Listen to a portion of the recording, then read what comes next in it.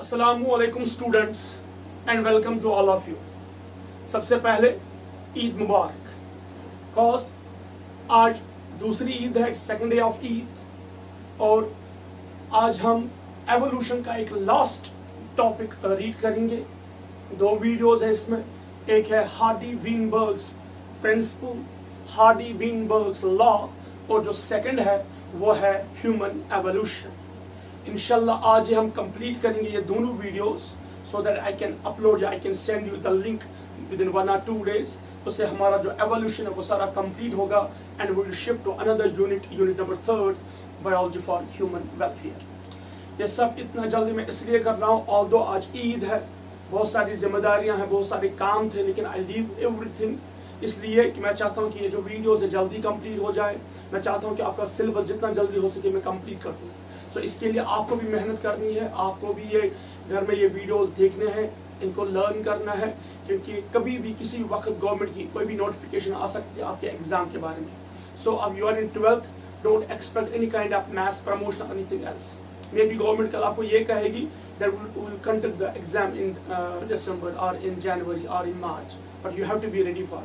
सो इसके लिए मैं भी कोशिश कर रहा हूँ कि जितनी जल्दी हो सके आपके सारे वीडियोस और ये सारा syllabus as soon as complete हो जाए।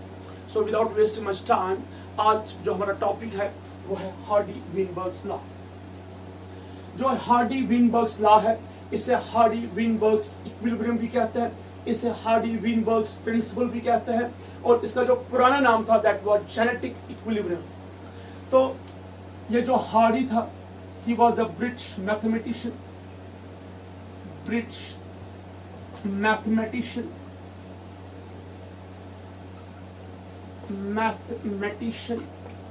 ये बेटा। और जो वीनबर्ग था ये जर्मन का फिजिशियन था, he was a medical physician, doctor था, जर्मन फिजिशियन। हमारे यहाँ डॉक्टर जो है वो जब MBBS या MD करने के बाद जब उनका जॉब लगता है, सो वो अपनी स्टडीज को उसी को बाय बाय करते हैं। वो सिर्फ इस ताक में रहता है कि कब उनका प्राइवेट क्लिनिक हो and they will earn money, ठीक है, दे विल मेक मनी। तो यहाँ पे देखिए जो वीनबर्ग था ये जर्मन का रहने वाला फिजिशियन था, और इन दोनों ने इंडिपेंडेंटली यानी कि अलग अलग उन्होंने एक लॉ दिया, एक मैथमेटिकल हम कह सकते हैं इक्वेशन दी, जो पॉपुलेशन जेनेटिक्स के लिए सबसे इंपॉर्टेंट है। That plays a very important role in population genetics. इस लॉ या इस इक्वेशन से हमें यह पता चलता है कि एक पर्टिकुलर पॉपुलेशन में क्या एवोल्यूशन हुआ है कि नहीं हुआ है, जो कि जो पॉपुलेशन जेनेटिक्स पढ़ते हैं उनको ये बहुत ही इंपॉर्टेंट, यानी कि आगे चलकर जो लोग पॉपुलेशन जेनेटिक्स पढ़ते हैं उनके लिए ये इंपॉर्टेंट थ्योरम है, इनके लिए इंपॉर्टेंट इक्वेशन है।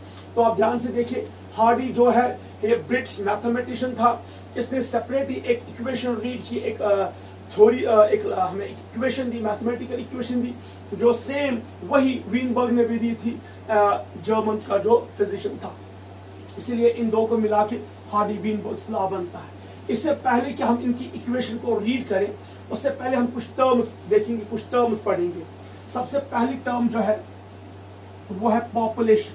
ऑल्दो ये टर्म्स हमने इससे पहले भी रीड की है, पता है, फिर भी हम यहाँ पढ़ना चाहेंगे। पहला है पॉपुलेशन क्या होता है।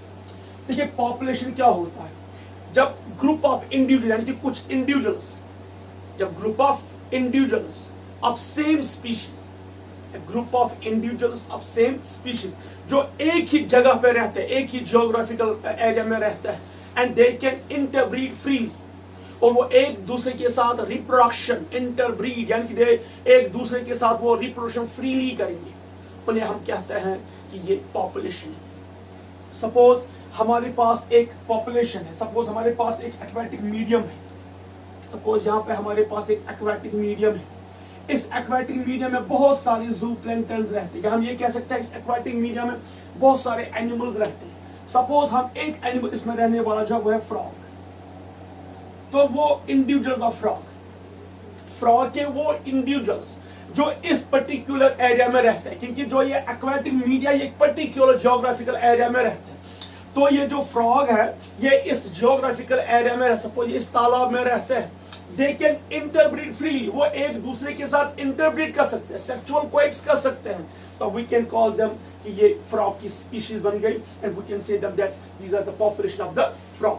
ठीक है, so group of individuals living in the same geographical area and can interbreed freely, can interbreed freely, उन्हें हम कहते हैं population. So a group of individuals, so I will write here, a group of individuals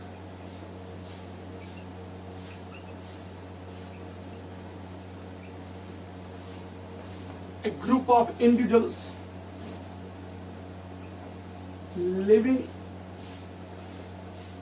in a same geographical area, living in a same geographical area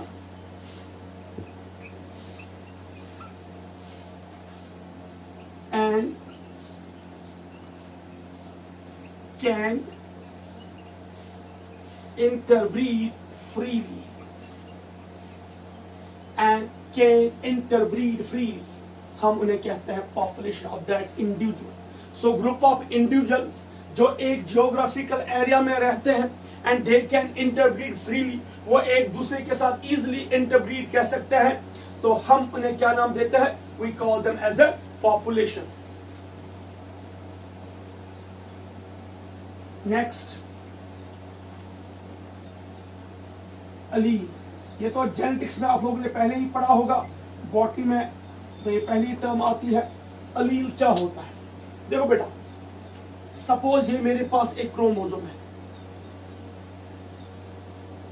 suppose ये मेरे पास एक homologous pair है, this is a homologous pair.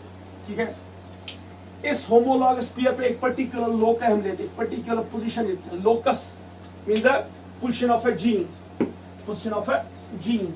Suppose ये जो gene, यहाँ पे जो gene है, that determines the height, that determines the height. Suppose ये जो गिवन लोकेशन है, वहां पे जो जीन है, that determines the height, that determines the height.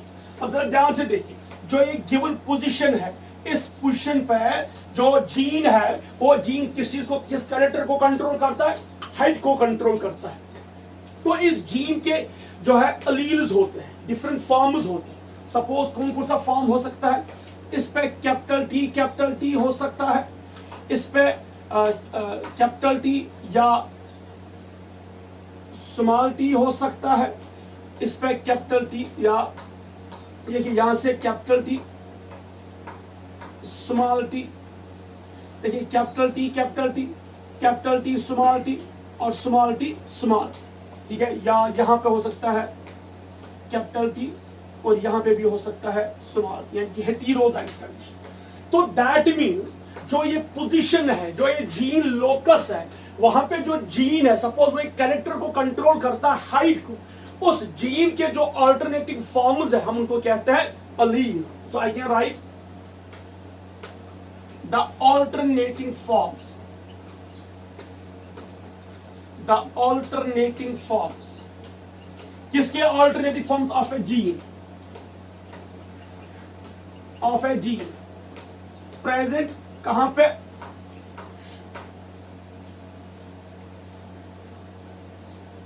On a gene locus,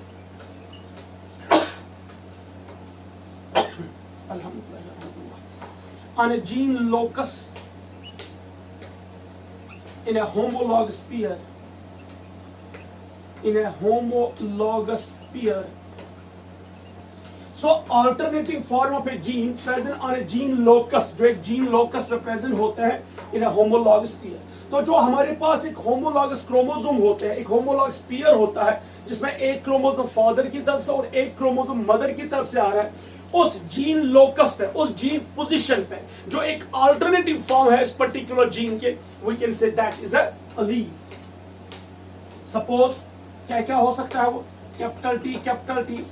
capital T small T या small T small. Is it clear? So ये तीन फॉर्म्स हो सकते हैं, ये डोमिनेंट कंडीशन या रिसेसिव कंडीशन या heterozygous condition. Now third term, gene pool, ये बहुत इंपॉर्टेंट, ये भी हमने लास्ट लेक्चर में पढ़ा है, आपके लिए मैं फिर रिपीट कर रहा हूं, अदरवाइज हमने ऑलरेडी रीड किया है। सपोज ये मेरे पास एक गिवन पॉपुलेशन है, ठीक है, एक गिवन पॉपुलेशन है मेरे पास। इस पॉपुलेशन में क्या क्या रहने वाले लोग हैं, सपोज इसमें जो इंडिविजुअल्स हैं, कैपिटल ए, ठीक है, यहां पे कैपिटल ए, यहां पे कैपिटल ए, यहां पे कैपिटल ए, यहां पे कैपिटल ए। सो हमारे पास 5 इंडिविजुअल्स ऐसे हैं जिनमें होमोजाइगस कंडीशन है, यानी कि उसमें जो अलील्स है या उसमें जीन के जो अलील्स है वो होमोजाइगस कंडीशन है। दूसरी देखिए, small T small T, small T small T, small T small T and small T small T. जो हमारे पास रिसेसिव इंडिविजुअल्स है वो हमारे पास 4 है, containing small T small T. अब जो हमारे पास हेटेरोजाइगस कंडीशन है वो है capital T small T, capital T small T, capital T small T, ठीक है, सपोज वो 3 है। तो इस तरह से हमारे पास एक पूल है जिसमें एक पर्टिकुलर जीन के इतने इंडिविजुअल्स हैं। अब जरा ध्यान से देखिए, हमारे एक गिवन पॉपुलेशन में एक पॉपुलेशन है, उस पॉपुलेशन में एक जीन के 3 कंडीशंस हो सकते हैं, या तो वो डोमिनेंट कंडीशन हो सकता है अलील्स का, या वो तो रिसेसिव कंडीशन हो सकता है, या हेटेरोजाइगस कंडीशन हो सकता है। जरा यहां देखिए, पहले हम डोमिनेंट अलील देखेंगे, ये कितना है। देखिए डोमिनेंट इंडिविजुअल्स कितने हैं, कैपिटल ए कितने हैं टोटल, 1 2 3 4 और 5, ये 5 है, ठीक है। जरा रिसेसिव कंडीशन के कितने हैं, स्मॉल, ये स्मॉल टी नहीं है, स्मॉल है, write it as a small A, small A, क्योंकि हमने यहाँ पे लिया है डोमिनेंट अलील जो है कैपिटल ए, स्मॉल ए, और यहाँ पे भी है कैपिटल ए, स्मॉल ए। ये जस्ट सपोज करने के लिए, हम समझाने के लिए, तो लास्ट टाइम भी आपको समझाया था कैपिटल ए, स्मॉल। अब देखिए स्मॉल ए कितने हैं, 1 2 3 और 4 इंडिविजुअल्स। अब कैपिटल ए स्मॉल ए कितने हैं इंडिविजुअल्स, ये 3 है। तो टोटल इंडिविजुअल्स कितने हैं हमारे पास, 5 + 4 + 3, ठीक है। तो ये 12 इंडिविजुअल्स हमारे पास टोटल है, total 12 individuals.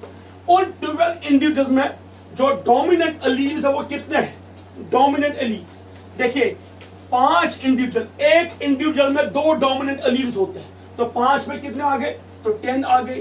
So that means जो डोमिनेंट इंडिविजुअल्स है, डोमिनेंट अलील जो है वो 10 है, ठीक है। ये जो कैपिटल है देखो, इसमें 2 डोमिनेंट अलील्स है, इसमें 2 डोमिनेंट अलील्स है, इसमें भी 2 डोमिनेंट अलील्स है, इसमें भी 2 डोमिनेंट अलील्स है, इसमें भी 2 डोमिनेंट अलील्स है। सो हमारे पास जो 5 इंडिविजुअल्स है, उन 5 इंडिविजुअल्स में जो डोमिनेंट अलील्स है वो टोटल कितने हैं, 10। अब उसके बाद जरा रिसेसिव अलील्स देखिए, हमारे पास 4 इंडिविजुअल्स हैं, एक इंडिविजुअल में 2 रिसेसिव अलील्स है, तो 4 में कितने हो गए, 8 हो गए। इसी तरह जो हमारे पास हेटेरोजाइगस इंडिविजुअल्स है, एक में 2 है, तो 3 में कितना आ गए, 6 आ गए। तो टोटल कितने आ गए, तो टोटल ये 24 आ गए। सो इस जीन पूल में, या हम कह सकते हैं इस पॉपुलेशन में, जो टोटल नंबर ऑफ इंडिविजुअल्स है वो है 12, और जो टोटल नंबर ऑफ अलील्स है वो है 24। सो अगर हम जीन्स की बात करें, टोटल जीन्स देखिए, एक इंडिविजुअल में एक जीन है, तो 12 इंडिविजुअल में कितने जीन्स आ गए, 12 जीन्स आ गए। तो टोटल नंबर ऑफ अलील्स कितने आ गए, 24 आ गए। ये कॉन्स्टिट्यूट करता है जीन पूल, यानी कि गिवन पॉपुलेशन में कितने जीन्स और उसके कितने अलील्स है, उसको हम कहते हैं gene pool. So I will right it here, please mobile हाथ में लेना। The total number of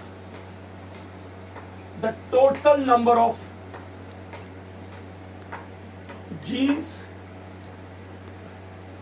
and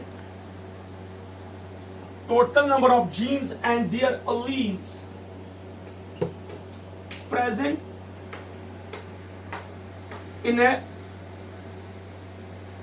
given population।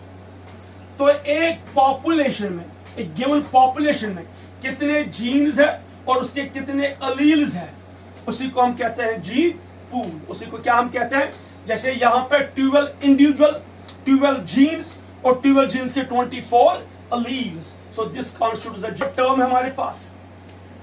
Fourth one, that is gene frequency. Gene frequency, देखिए क्या होता है जीन फ्रीक्वेंसी। सपोज मेरे पास टोटल अलील्स कितने हैं, 24। अगर मैं आपको बोलूंगा कि इन 24 अलील्स में what is the percentage of dominant allele, तो that is a gene frequency. या इतने जीन्स में what is the percentage of a particular dominant gene या रिसेसिव जीन या हेटेरोजाइगस जीन, सो वो कहलाता है gene frequency. So we can write percentage of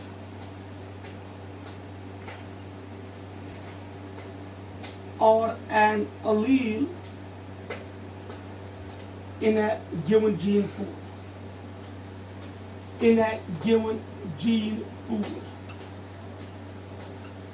So एक जीन पूल में क्या परसेंटेज है किसी जीन की या किसी अलील की। सपोज अगर आपको देखना होगा कि एक जीन है, सपोज हमने हाइट की जीन की बात की, तो हाइट का जीन या तो डोमिनेंट होगा या फिर रिसेसिव होगा। जीनोटिपिकली वो हेटेरोजाइगस भी हो सकता है। सो आपसे पूछा जाएगा कि एक पॉपुलेशन में suppose what is the percentage of a dominant gene for height, या what is the percentage of recessive gene for a height, या कोई और।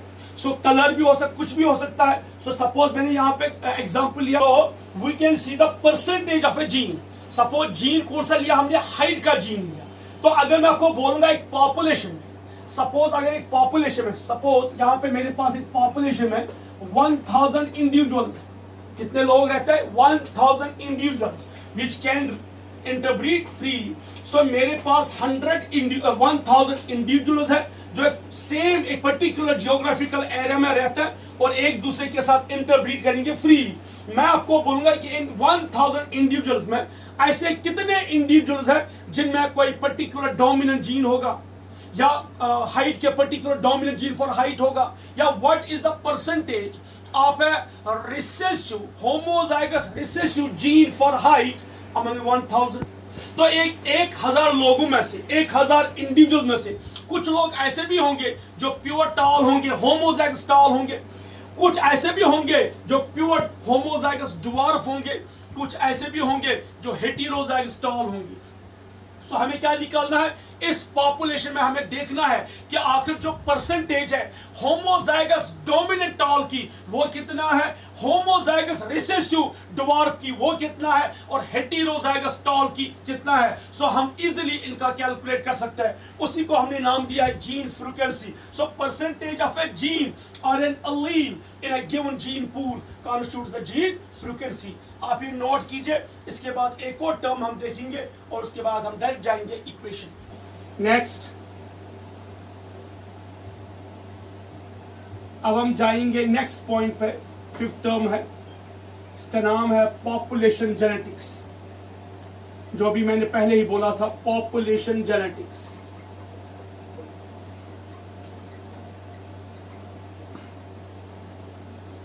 जब हम अलील्स, एक पॉपुलेशन में अलील्स को स्टडी करेंगे, we called as a population genetics. So study of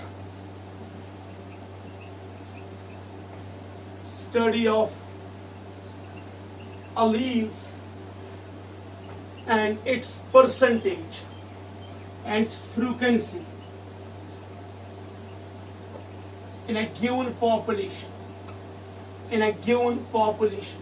तो एक पॉपुलेशन में जब हम अलील्स को स्टडी करेंगे, एक पॉपुलेशन में जब हम जीन्स को स्टडी करेंगे, या एक पॉपुलेशन में जब हम अलील्स उसकी फ्रीक्वेंसी को स्टडी करेंगे, we called as a population genetics. तो पॉपुलेशन जेनेटिक्स क्या होता है, स्टडी ऑफ अलील्स। जब हम अलील्स को स्टडी करेंगे, कहां पे, पॉपुलेशन में, कि कौन से उनकी फ्रीक्वेंसी, खाली अलील्स को स्टडी नहीं करना है बल्कि उन अलील्स की फ्रीक्वेंसी को भी हमें स्टडी करना है। सो जब हम अलील्स की फ्रीक्वेंसी को स्टडी करेंगे पॉपुलेशन में, उसी को हम नाम देते हैं पॉपुलेशन जेनेटिक्स। तो स्टडी ऑफ alleles और genes and their frequency, यानी कि उनकी परसेंटेज क्या है पॉपुलेशन में, हम उसको नाम देते हैं पॉपुलेशन जेनेटिक्स।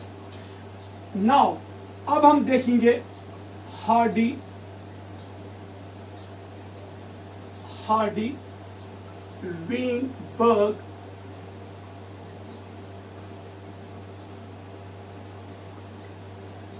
लॉ। अब हम हार्डी-वेनबर्ग लॉ को रीड करेंगे कि ये लॉ हमें क्या कहता है। ध्यान से सुनिए, हार्डी-वेनबर्ग लॉ क्या है। हार्डी-वेनबर्ग लॉ कहता है कि एक गिवन पॉपुलेशन में जो जीन फ्रीक्वेंसी या जीनोटाइप फ्रीक्वेंसी होती है वो हमेशा कांस्टेंट होती है। वो हमेशा क्या रहती है? Constant, from generation to generation. यानी कि एक पर्टिकुलर जीन की बात अगर हम करेंगे या एक पर्टिकुलर अलील की हम बात अगर करेंगे, चाहे वो होमोजाइगस डोमिनेंट अलील हो या हेटेरोजाइगस डोमिनेंट अलील हो या होमोजाइगस रिसेसिव अलील हो, तो एक पर्टिकुलर जीन या एक पर्टिकुलर अलील एक पॉपुलेशन में कांस्टेंट रहते हैं, यानी कि उनकी फ्रीक्वेंसी चेंज नहीं होती है फ्रॉम जनरेशन टू जनरेशन। यानी कि अगर एक पॉपुलेशन को हम स्टडी करेंगे इन F1 में, फिर उसी जीन या उसी अलील को स्टडी करेंगे F2 में, फिर F3 में, फिर F4 में, उनकी जो जीन फ्रीक्वेंसी होगी या उनकी जो जीनोटाइप फ्रीक्वेंसी होगी वो कांस्टेंट रहेगी। वो क्या रहेगी? कांस्टेंट। लेकिन कंडीशन है जब एवोल्यूशनरी फोर्सेस एब्सेंट रहेंगे। सो हार्डी-वेनबर्ग कहता है कि जो जीन फ्रीक्वेंसी या जीनोटाइप फ्रीक्वेंसी है वो एक पर्टिकुलर पॉपुलेशन में जनरेशन टू जनरेशन कांस्टेंट रहेगी। जनरेशन टू जनरेशन क्या रहेगी? कांस्टेंट। लेकिन कंडीशन यह है कि एवोल्यूशनरी फोर्सेस कांस्टेंट होने। सपोज अगर gene frequency of a dominant homozygous allele या homozygous gene are 0.3 in F1, ये 0.3 होगा F2 में, ये 0.3 होगा F3 में। यानी कि जो परसेंटेज है, जो जीन फ्रीक्वेंसी है एक पर्टिकुलर अलील की या एक पर्टिकुलर जीन की एक पॉपुलेशन में, वो हमेशा कांस्टेंट रहेगी फ्रॉम जनरेशन टू जनरेशन। यानी कि वो कभी भी चेंज नहीं होगी। लेकिन कंडीशन यह है कि उस वक्त एवोल्यूशनरी फोर्सेस क्या रहने चाहिए? एब्सेंट। नाउ एवोल्यूशनरी फोर्सेस कौन है? वो तो हमने modern synthetic theory of evolution में रीड किया। हमने रीड किया म्यूटेशन, हमने रीड किया जेनेटिक रिकॉम्बिनेशन, हमने रीड किया जेनेटिक ड्रिफ्ट, हमने रीड किया नेचुरल सिलेक्शन। ये एवोल्यूशनरी फोर्स एब्सेंट होने चाहिए। अदरवाइज अगर ये एवोल्यूशनरी फोर्सेस अप्लाई होंगे तो कभी भी जीन फ्रीक्वेंसी या जीनोटाइपिक फ्रीक्वेंसी एक पॉपुलेशन की कांस्टेंट नहीं रहेगी। तो वही हार्डी-वेनबर्ग ने कहा। तो will write it like this. According to this law, the gene frequency, या हम ये कहते हैं gene and genotypic frequency, gene and genotypic frequency, the gene and genotypic frequency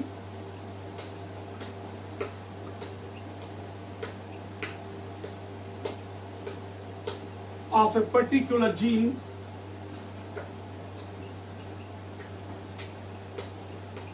of a particular gene in a given population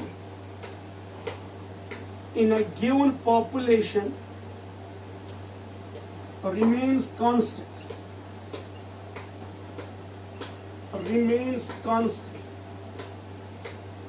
if, मगर क्या कब रहेंगे constant? if evolutionary forces are absent। तो एक पॉपुलेशन में एक पर्टिकुलर जीन या उसकी जो जीनोटाइपिक फ्रीक्वेंसी होगी वो रहेगी कांस्टेंट। लेकिन कंडीशन यह है कि उसके एवोल्यूशनरी फोर्सेस क्या होने चाहिए? एब्सेंट। उसके एवोल्यूशनरी फोर्सेस क्या होने चाहिए? एब्सेंट। तो हम जरा देखेंगे कौन है एवोल्यूशनरी फोर्सेस। सो फैक्टर्स अफेक्टिंग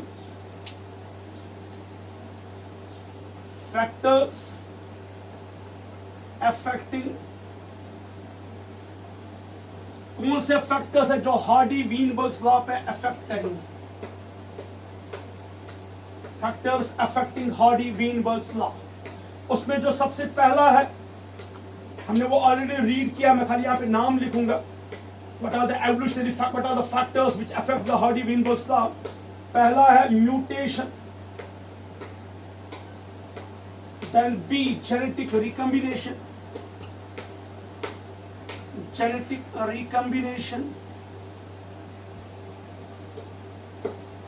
ठीक है। उसके बाद सी जेनेटिक ड्रिफ्ट,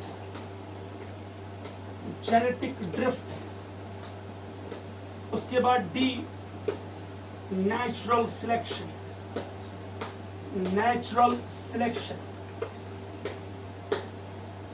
ठीक है। So mutation, genetic recombination, genetic drift and natural selection, these are the evolutionary forces. अगर ये एवोल्यूशनरी फोर्सेस होंगे तो हार्डी वीनबर्ग का लॉ कभी भी, यानी कि जीनोटाइपिक फ्रीक्वेंसी कभी कांस्टेंट नहीं आएगी। सो दैट मीन्स ये फैक्टर्स हमेशा क्या होने चाहिए, एब्सेंट। तो अगर ये फैक्टर्स एब्सेंट नहीं होंगे then this law will not be applicable. So ये लॉ सिर्फ तब एप्लीकेबल होता है एक पॉपुलेशन में जब एवोल्यूशनरी फोर्सेस क्या रहेंगे, एब्सेंट। आप ये नोट कीजिए, इसके बाद हम इसकी फ्रीक्वेंसी को स्टडी करेंगे। तो अब हम बेटा हार्डी वीनबर्ग लॉ में हम क्या निकालेंगे, इसकी सिग्निफिकेंस देखेंगे।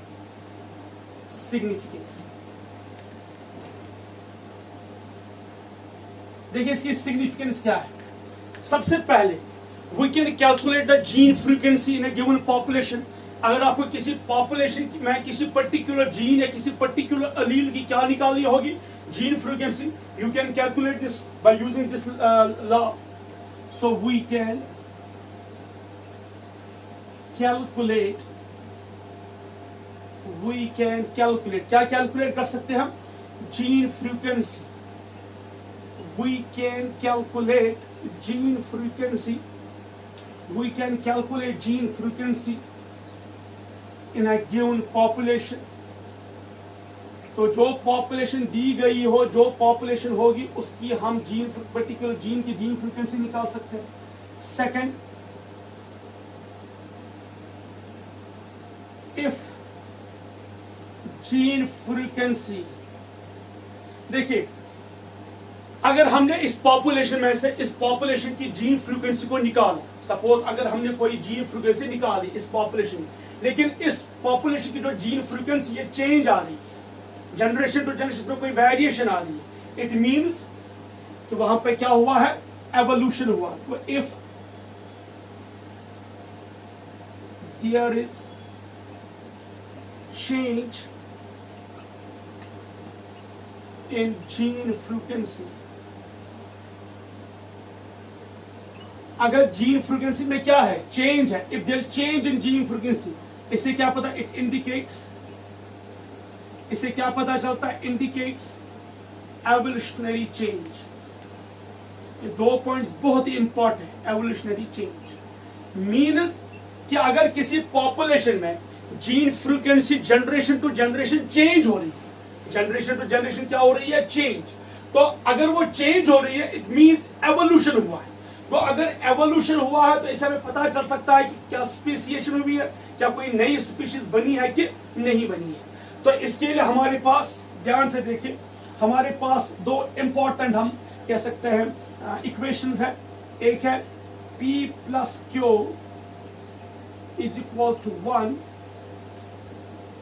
P plus Q is equal to 1, ये एक इक्वेशन। दूसरी इक्वेशन क्या है, P square plus 2y PQ plus Q square is equal to 1। तो हमारे पास ये दो इंपॉर्टेंट इक्वेशंस है, याद रखिए। एक है P plus Q is equal to 1, दूसरा P square plus 2 PQ plus Q square is equal to 1। अब ये कैसे हम रीड करेंगे, या उससे पहले ध्यान से देखिए, जो P है ना, it's a gene frequency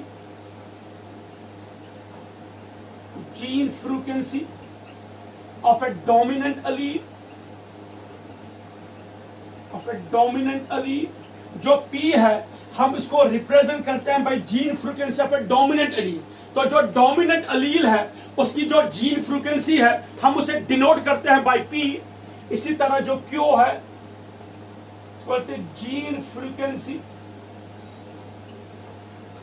gene frequency of ए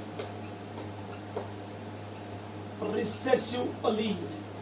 तो जो रिसेसिव अलील है उसकी जो जीन फ्रीक्वेंसी है उसको हम डिनोट करते हैं किससे, Q से।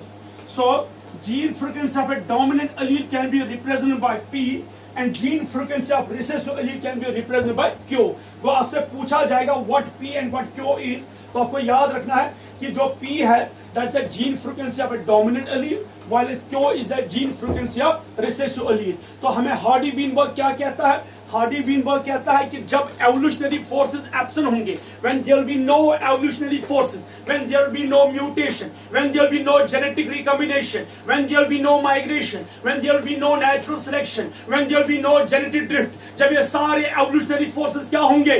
Absent होंगे, उस वक्त जो gene frequency है dominant allele की और जो उसको gene frequency होगी recessive allele की, ये हमेशा constant होगा, ये हमेशा 100% होगा, ये हमेशा किसके equal होगा? 1. तो हमने यहाँ पे लिया gene frequency of dominant allele को किससे हमने डिनोट किया? P से. हमने यहाँ पे gene frequency of recessive allele को किससे डिनोट किया?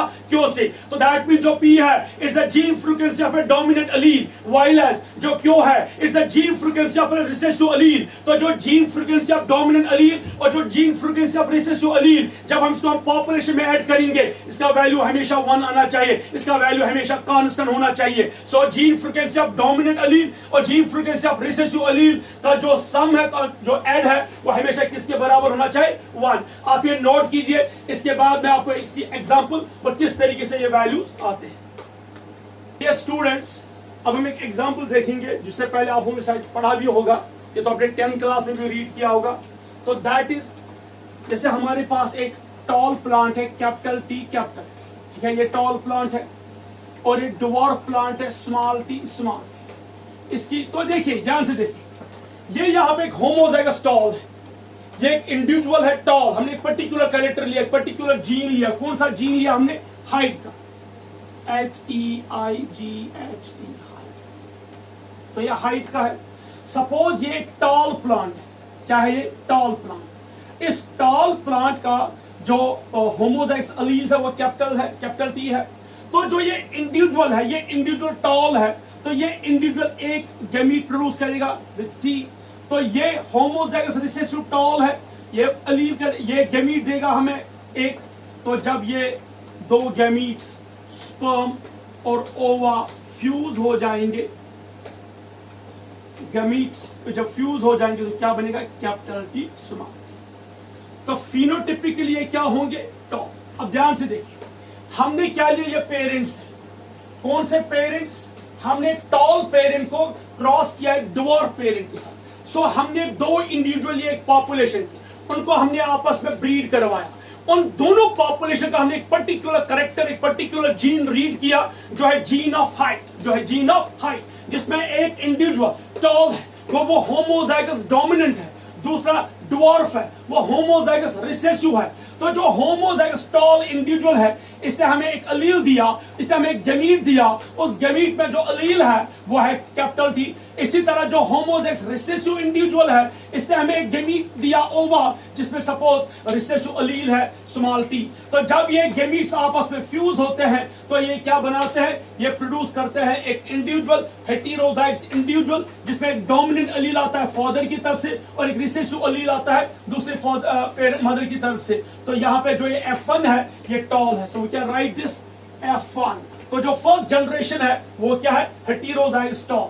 अब हम सेल्फिंग कराएंगे, F2 देखेंगे. तो ध्यान से देखिए बेटा,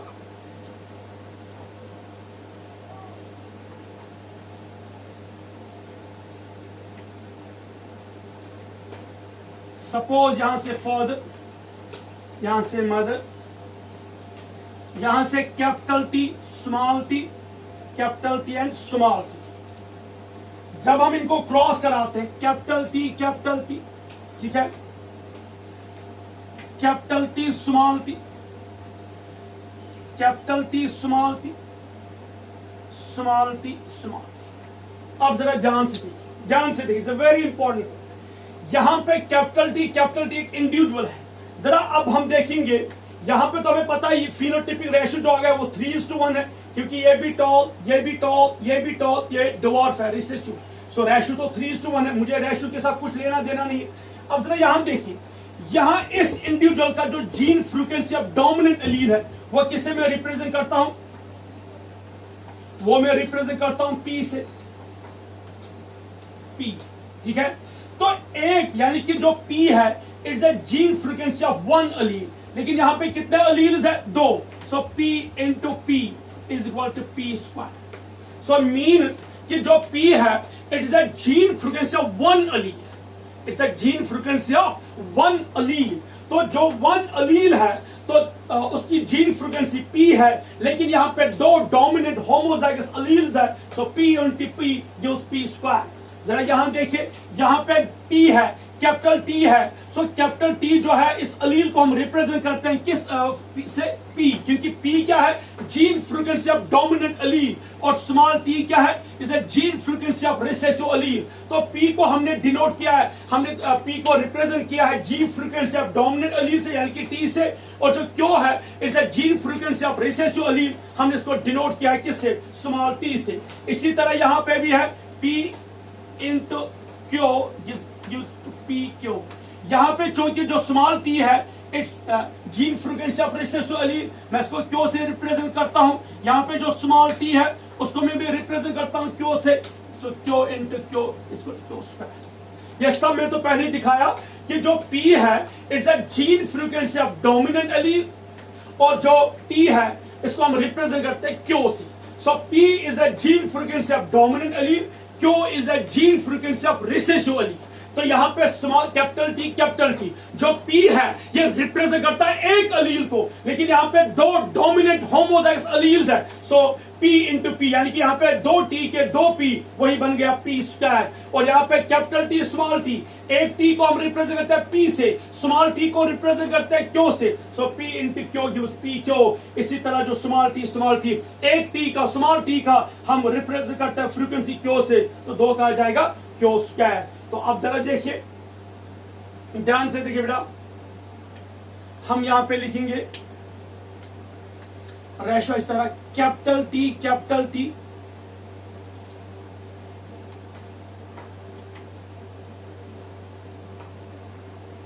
right here, capital T then capital T small t then small t capital T एक है, कैपिटल T स्मॉल t दो है, और स्मॉल t एक है।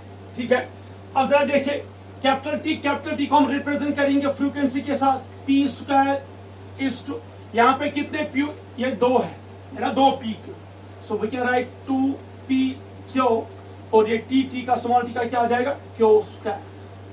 सो P square is to twice PQ is to Q square. लेकिन ध्यान से देखिए, ये तो F2 आ गया, ये तो F2 जनरेशन है।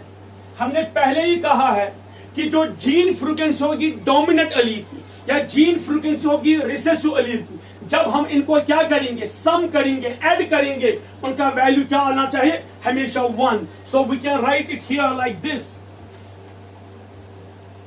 Will write like this, P square plus twice PQ plus Q square is equal to 1। क्यों? क्योंकि हमने यहां पे ऐड किया, किसको ऐड किया? जीन फ्रीक्वेंसी को। वो तो पहले ही हमने लॉ में डेफिनेशन में पहले ही कहा, हमने कहा कि gene frequency of dominant allele and gene frequency of recessive allele in a given population is always constant, is always 1। तो यहां पे P square plus twice PQ plus Q square is equal to 1। तो ये हमेशा क्या होना चाहिए? Constant. यही हमने निकाला, P square plus twice PQ plus Q square is equal to 1। क्या मैं इसको इस तरह लिख सकता हूं? क्या मैं इस तरह इसको लिख सकता हूं?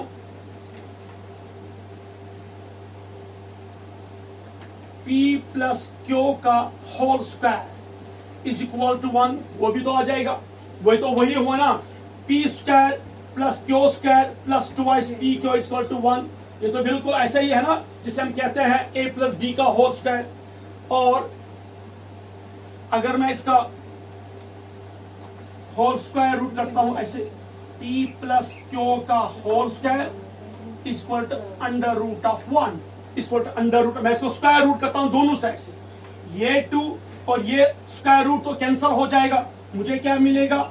P प्लस Q, और under root of 1 is always 1। ठीक है, under root of 1 is always 1। तो मुझे क्या निकली equation? P plus Q is equal to 1। ये इक्वेशन दोनों मैंने पहले ही आपको दिखाया। These are the two equations of the Hardy-Weinberg's law. So हमने दिखाया कि एक एग्जाम्पल हमने ली जिसमें हमने एक दो ऑप्शन, दो इंडिविजुअल, एक है डोमिनेंट होमोजाइगस टॉल और दूसरा है होमोजाइगस रिसेसिव ड्वार्फ। इनको हमने क्रॉस किया तो हमारा जो F1 बना वो था हेटेरोजाइगस टॉल। उसके बाद जब हमने F2 करवाया, सेल्फिंग करवाई, हमें 3-4 जीनोटाइप्स मिले, हमें 4 इंडिविजुअल्स मिले जिसमें 2 वो थे जो हेटेरोजाइगस डोमिनेंट थे, एक होमोजाइगस डोमिनेंट और एक होमोजाइगस रिसेसिव। तो जब हमने इनको रिप्रेजेंट किया P और Q से, क्योंकि मैंने आपको पहले ही बोला P is the gene frequency of allele, तो यहाँ पे कितने डोमिनेंट अलील्स है? 2, तो gene frequency of dominant allele for 2 is equal to P square. इसी तरह gene frequency of capital T small t gives P Q, ये तो 2 है तो 2 P Q बन गए। Small t is a gene frequency of recessive अलील, तो Q square आ जाएगा। लेकिन जब अकॉर्डिंग टू हार्डी-वीनबर्ग्स लॉ के sum of gene frequency of dominant allele and recessive allele is always equal to 1। जब हम gene frequency of dominant allele को और gene frequency of recessive allele को क्या करते हैं? ऐड करते हैं। वो हमेशा क्या होना चाहिए? कांस्टेंट। वो हमेशा किसके बराबर होने चाहिए? 100%। वो हमेशा किसके बराबर होने चाहिए? 1। तो मैंने यहां पे लिया जो P स्क्वायर है it's a gene frequency of dominant allele, जो Q स्क्वायर है it's a gene frequency of recessive allele, और जो ट्वाइस P Q है it's a gene frequency of heterozygous individuals. तो इनको मैंने ऐड किया, P square plus twice P Q plus Q square is equal to 1। So हमने simply कहा P plus Q का whole square is equal to 1। हमने under root किया दोनों साइड से। यहां पे P प्लस Q का जो होल स्क्वायर है 2, ये कैंसिल होगा अंडर रूट से, और यहां पे जो अंडर रूट 1 है ये हमेशा 1 के बराबर आ जाएगा। So P plus Q is equal to 1। तो ये दो इक्वेशन है जो हार्डी-वीनबर्ग्स लॉ कहता है P square plus twice P Q plus Q square is always equal to 1। P plus Q is equal to always equal to 1। तो ये जो इक्वेशन में निकाली, अगर कभी भी यहां पे ध्यान से सुनिए, अगर gene frequency of dominant allele plus gene frequency of recessive allele plus gene frequency of heterozygous individual अगर ये 1 के बराबर नहीं आया, means there is evolution, means इस पॉपुलेशन में चेंज है, मींस इस जीन फ्रीक्वेंसी में चेंज है, मींस इस जीन को टिपिक फ्रीक्वेंसी में चेंज है। और जब जीन फ्रीक्वेंसी में चेंज होगी इट मींस इट्स एवोल्यूशन। मैंने आपको पहले ही बोला है सिग्निफिकेंस में, when there is evolution, when there is a change in the gene frequency there is a evolution. इसी तरह P plus Q equal to 1, gene frequency of a dominant allele plus gene frequency of recessive allele किसके बराबर आना चाहिए? 1 के बराबर आना चाहिए। अगर ये 1 के बराबर नहीं आया मींस इसमें चेंज आ गई, जीन फ्रीक्वेंसी में चेंज आ गई, जीन फ्रीक्वेंसी ऑफ डोमिनेंट अलील में चेंज आई है, या जीन फ्रीक्वेंसी ऑफ रिसेसिव अलील में चेंज आई है, इसलिए ये 1 के बराबर नहीं आया। It means there is evolution. यही इसकी सिग्निफिकेंस है। आप ये नोट कीजिए, मैं 2 न्यूमेरिकल्स पे आपको दिखाता हूं, rest you can see from your own books. Now students, कुछ एग्जांपल्स हम रीड करेंगे। हार्डी-वीनबर्ग्स की जो इक्वेशंस है P plus Q equal to 1 और P square plus twice P Q plus Q square equal to 1, इसमें 2 या 3 एग्जांपल्स आपको बस दिखाऊंगा यहाँ पे। रेस्ट शायद नोट में कुछ और एग्जांपल्स होंगे, you can do it at your home. जिसको भी डाउट होगा, डिफिकल्टी होगी, he or she can call me। देखिए question number 1, gene frequency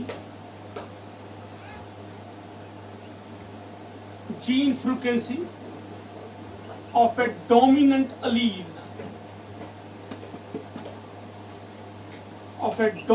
allele is 0.9।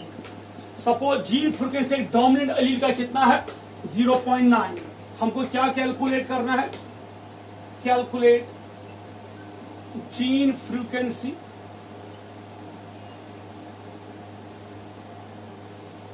Of recessive Aleel,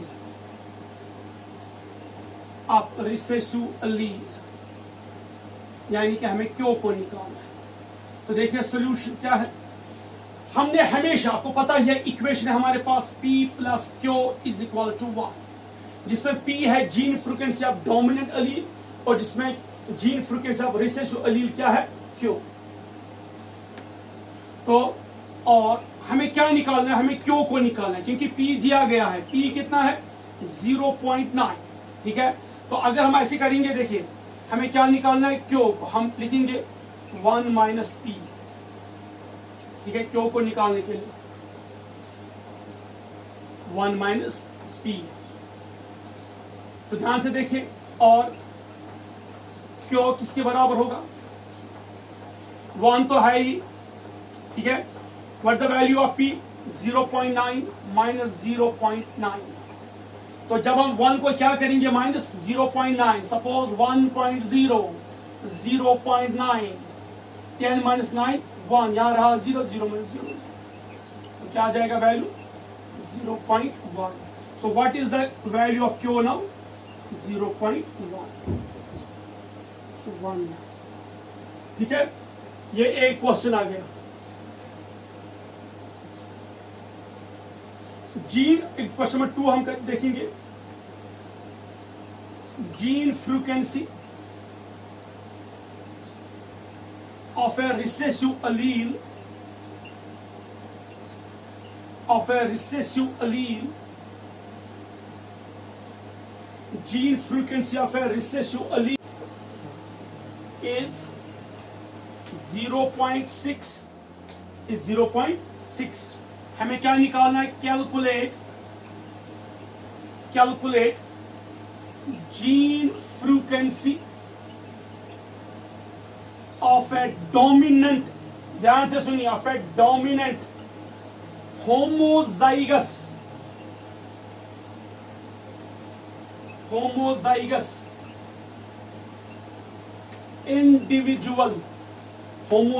individual। देखिए रिसेसिव अलील जो है ना, जीन फ्रीक्वेंसी ऑफ रिसेसिव अलील, हम यहां पे लिखेंगे सॉल्यूशन, इस मोबाइल हाथ में, तो हम लेंगे एक रिसेसिव अलील ए, ठीक है। तो रिसेसिव अलील को हम कैसे डिनोट करते हैं, क्यू। तो क्यू का वैल्यू क्या है हमारे पास, 0.6। हमें क्या निकालना है, ध्यान से सुनिए, जीन फ्रीक्वेंसी जो रिसेसिव अलील का है वो दिया गया है, क्यू इज इक्वल टू 0.6, वो तो दिया गया है क्वेश्चन में, तो वो ऑलरेडी दिया गया। हमें क्या निकालना है, होमोजाइगस इंडिविजुअल, यानी कि हमें पी स्क्वायर को निकालना है। अंडरस्टैंड कीजिए, ये होमोजाइगस इंडिविजुअल है, डोमिनेंट होमोजाइगस इंडिविजुअल मींस हमें जो डोमिनेंट अलील है कैपिटल टी को निकालना है।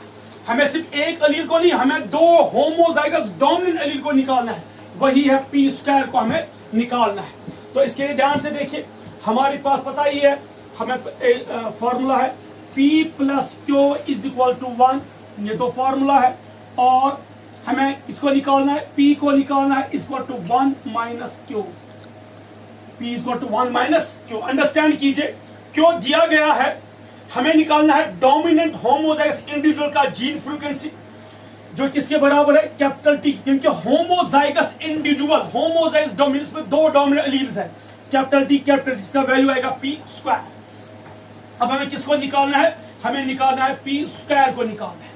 तो हम यहाँ पे निकालेंगे फॉर्मूला से P plus Q equal to 1, P equal to 1 minus Q, ठीक है। देखिए यहाँ पे हेटेरोजाइगस नहीं दिया गया, यहाँ सिर्फ आपकी बात हुई है रिसेसिव अलील की और होमोजाइगस इंडिविजुअल्स की, यहाँ पे हेटेरोजाइगस नहीं दिया गया, इसलिए P square plus 2 P Q plus Q square formula यहाँ पे अप्लाई नहीं होगी। तो जरा ध्यान से देखिए, ये 4 P is equal to 1 minus Q कितना है 0.6, तो ये क्या वैल्यू आ जाएगा 0.4 आ जाएगा। P किसके बराबर आ गया 0.4, so I will write P is equal to 0.4। तो ये निकला P का आंसर। देखिए हमें किसको निकालना है, P स्क्वायर को, तो हम क्या करेंगे, P square is equal to, यानी कि हमें क्या निकालना है, यहां हमने P निकाला, P किसके बराबर है 0.4, हम, लेकिन हमें निकालना क्या है P स्क्वायर, 0.4 का whole square is equal to 0.60। So this is the answer. मेरा समझ आया, ये क्वेश्चन बड़ा टिपिकल है। रिसेसिव अलील ए दिया गया है 0.6, हमें निकालनी है जीन फ्रीक्वेंसी एक डोमिनेंट होमोजाइगस इंडिविजुअल की, यानी कि हमें निकालना है डोमिनेंट होमोजाइगस इंडिविजुअल की, हमें क्या निकालना है जीन फ्रीक्वेंसी। वो दिया गया है क्यू इक्वल टू 0.6, ये दिया गया है। जो पी स्क्वायर है वो किसके बराबर, वो हमें पी स्क्वायर को निकालना है। पी प्लस क्यू किसके बराबर आएगा 1 के बराबर आ जाएगा। सो दैट मीन्स हमें क्या निकालना है पी स्क्वायर को। कैसे निकालना है P square, dominant homozygous individual जो है वो है पी स्क्वायर। वो क्या है? P square. तो हम निकालेंगे simply p plus Q is to 1, p is to 1 minus Q, it means p is to 1 minus 0.6 equal to 0.4। तो p निकला 0.4, लेकिन हमें निकालना क्या है? p square. तो p इक्वल 0.4, p का स्क्वायर क्या होगा? 0.4 का whole square, that is 0.16। So this is the answer. आप ये नोट कीजिए 2 एग्जांपल्स। एक एग्जांपल और दिखाता हूं, check it out. Example 3, in a population of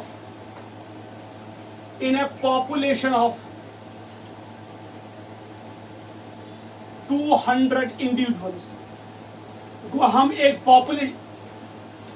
population लेंगे 200 इंडिविजुअल, जिसमें क्या है 72 और होमोजाइगस, ध्यान से सुनिए, homozygous recessive for a character.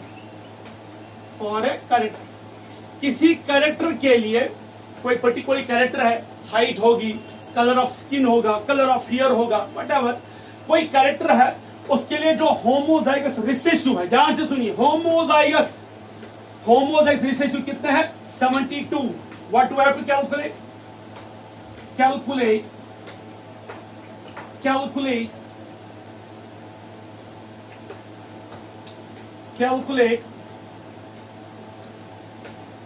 gene frequency. Calculate the gene frequency of a dominant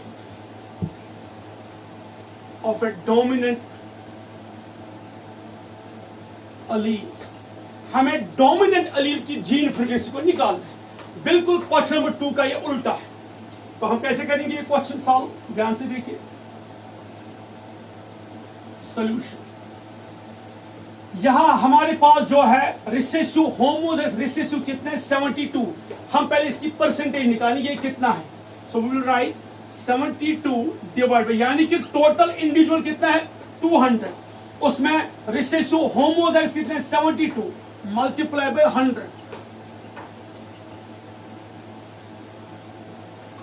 तो कितने परसेंट आ गए? 36% है। कौन? Homozygous recessive individuals, homozygous recessive, यानी कि हमारे पास कितने हैं? डोमिनेंट होमोजाइगस रिसेसिव कितने हैं? होमोजाइगस रिसेसिव वो है कितने? 36%। या हम सिंपली कह सकते हैं 36/100 और 0.36 है क्या वैल्यू? Homozygous recessive. यानी कि जो क्यू है, क्यू का वैल्यू क्या है? 0.Q स्क्वायर, सॉरी ये है ना होमोजाइगस रिसेसिव। तो क्यू स्क्वायर का वैल्यू क्या आता है हमारे पास? 0.36। तो क्यू स्क्वायर का वैल्यू क्या है? 0.36। और क्यू का वैल्यू कितना आ जाएगा? अगर क्यू स्क्वायर है 0.36, क्यू किसके बराबर आ जाए? यहां पे आ जाएगा √0.36, और we can say Q is equal to 0.6। 0. पता है कैसे? ये तो आप मुझे पता होगा। 0.6 का होल स्क्वायर अंडर रूट तो कैंसिल होगा, वहां आंसर क्या रहेगा? 0.6। So Q is equal to 0.6। तो हमारे पास दिया गया formula P plus Q is equal to 1। हमें किसको निकालना है? P को निकालना है। हमें जीन फ्रीक्वेंसी में डोमिनेंट एलील, डोमिनेंट होमोजाइगस नहीं, डोमिनेंट एलील है। अगर होमोजाइगस होता P स्क्वायर, हमें किसका निकालना है? डोमिनेंट एलील का। P plus Q is equal to 1 और P इज इक्वल, Q का वैल्यू क्या है? सो हम लिखेंगे 1 माइनस Q, या simply P is equal to 1। Q का वैल्यू क्या है? 0.6, तो वो क्या आ जाएगा? 0.4। सो P का वैल्यू क्या आ जाएगा? P का 0.4। This is your answer. यहां दिया गया था होमोजाइगस रिसेसिव, इससे पहले दिया गया था होमोजाइगस डोमिनेंट। क्वेश्चन नंबर 2 में होमोजाइगस डोमिनेंट P स्क्वायर दिया गया था, आपको क्यों निकालना था। यहां क्या दिया गया है? Q स्क्वायर दिया गया है। यानी कि ये जो होमोजाइगस रिसेसिव है, 200 इंडिविजुअल में से 72 और होमोजाइगस रिसेसिव, यानी कि small t small. Is that clear? यानी कि Q स्क्वायर तो हमने क्यों किया था 0.36, क्यों का वैल्यू आएगा 0.6, तो simply p plus Q equal to 1, p equal to 1 minus Q, p आ जाएगा 1 minus 0.6, that is 0.4. That was all about the Hardy Weinberg's law और हार्डी-वीनबर्ग्स थ्योरम. इससे हमने आज एक वीडियो नंबर 11 हमने कंप्लीट किया एवोल्यूशन में से, कि जो हार्डी-वीनबर्ग्स लॉ है ये क्या हो. मैंने उसमें आपको कुछ टर्म्स पढ़ाए, उसके बाद उसकी इक्वेशन, उसकी सिग्निफिकेंस और उसके 3 न्यूमेरिकल्स में आपको दिखाए. बहुत सारे न्यूमेरिकल्स हैं लेकिन आपको पता है उतना ज़्यादा टाइम नहीं है, तो नोट्स में कुछ और एक्स्ट्रा होंगे. जहां पे भी आपको डाउट होगा, डिफिकल्टी होगी, वो आप मुझे कह सकते हैं ऑन फोन. अब इसमें सिर्फ एक ही वीडियो रहता है, एक लेक्चर रहता है, दैट्स ह्यूमन एवोल्यूशन, जो मैं बस shortly he after taking a rest for 5 और 7 मिनट्स मैं वो वीडियो फिर बना रहा हूँ. यानी कि on this second day of Eid मैं आज ये दोनों वीडियोस कंप्लीट करता हूँ. आज और कल दिन में ये दोनों वीडियोस अपलोड होंगे यूट्यूब पे, and you will receive it इंशाल्लाह by the grace of almighty Allah on the 4th day of Eid. तो उसके बाद हम स्टार्ट करेंगे unit 3. Till then happy learning and have a good day. अस्सलामु अलैकुम व रहमतुल्लाह.